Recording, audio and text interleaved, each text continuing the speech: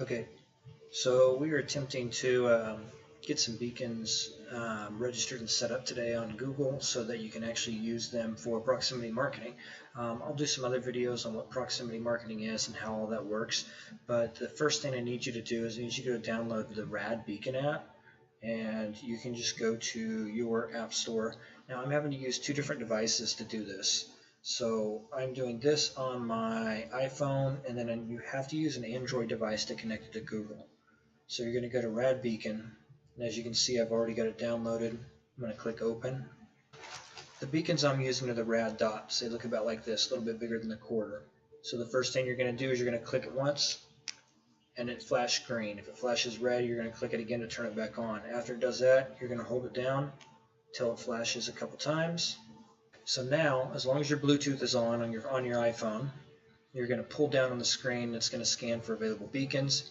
This is flashing just to let you know, so it's actually finding it, and it did find it. So I see it on there, and I'm going to click on it, and I'm going to rename it immediately.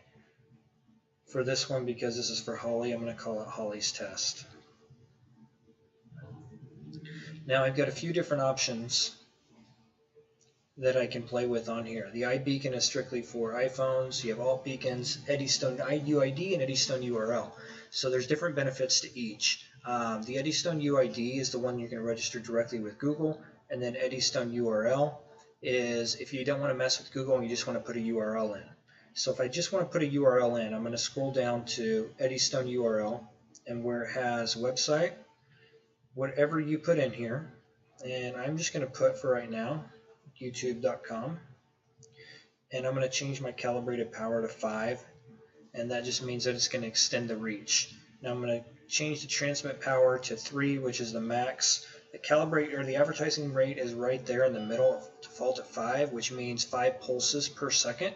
I think you can see if I hold down there, 5 advertisements per second go out. So if I want to do just that, they could get the alerts on their Android device, and whatever your title tag and your meta description is what's going to show for the alert. There's an advantage to that because you get more real estate space in the alert, more keywords. But if you don't want that and you want to do more in-app app intent stuff, you have to connect it to Google, and I think there's going to be some benefits to connecting to Google too.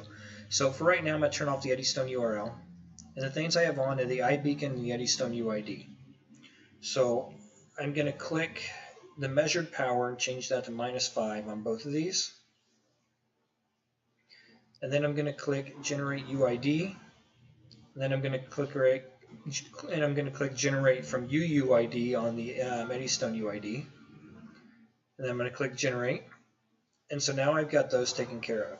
So what I can actually do now is I can turn off the iBeacon if I want. I'm just going to leave it on there for right now, but I'm going to click on my actions now, apply, and then I'm going to click no. I don't want it to switch back to the default, and then your current PIN is always going to be 8 zeros. I'm going to click apply settings. So you now have effectively set up the Rad Beacon with the RadDot with Rad Beacon.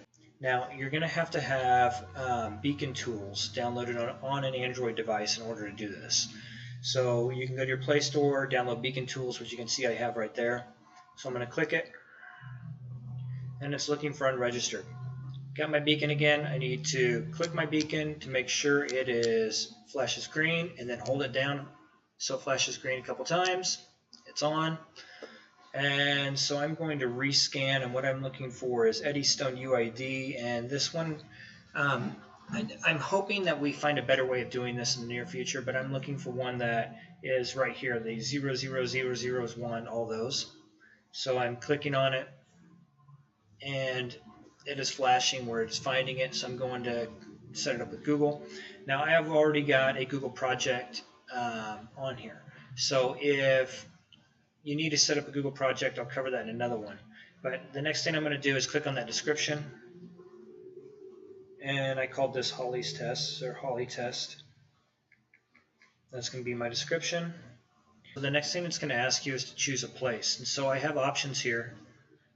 If I can get this ad off. Okay, I've got options here of saying that it's stable, it's going to stay at a location, or it's portable, which means it occasionally moves within a single place.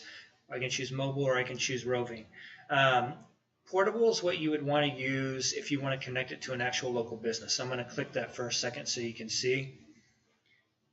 And it should now ask me when I click it for that actual property, I believe. Or maybe I have to click stable for that to happen. Okay, I have to click stable. And then that means I can connect it right here, pick a place, and it's going to let me find that on Google where this beacon is going to be. And in this situation, I'm just going to put our agency.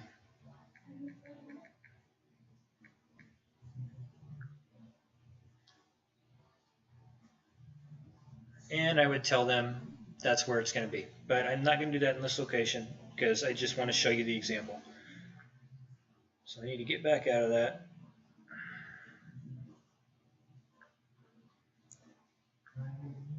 And I'm just going to choose mobile, so it's going to be moving around. And it says failed to update beacon. This happens occasionally. I can tell you my beacon's flashing right now, so there's a good chance it probably was saved. But I'm going to click to go into Holly test again if that happens, and then click the check mark and just have it go through again. Now, if I go back and click on registered and have it scan, there's a good chance it's probably going to pull up in here, and we'll find out real quick. I'm guessing it's this one here, Eddystone UID, and it's the one that has the most power. And it pulls it up, and you can see it says Holly test. What it did not save was the place, and I want that to be mobile, so I'm just going to do it over again. And now it's connected, and we're all good to go. So I'm going to click back. That's done. I want to make sure when I'm done programming a beacon that I click it to make sure that it goes off, it goes red, and then click it again to make sure it's back on. So we should be going there. So that one is officially done. Now the next thing, I'm going to pull up and show you Now Square, which is what I'm using. In my version of it, got nearyou.site. And since I uploaded it to Google, I'm actually all good to where if I go into my content, let's go to dashboard, manage beacons and messages. And inside here, I'm going to choose add a message, something that I already have created. And when I get to choose my beacon here, I'm going to scroll down and you can see Holly test is already in there because I've already created the project. I will do another video where I create the actual project in Google, but to program these beacons, honestly, it takes me about 5 minutes to do one, to get it set up with RadBeacon, and then also to get it connected to Google.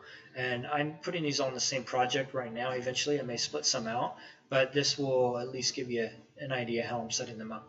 Thanks.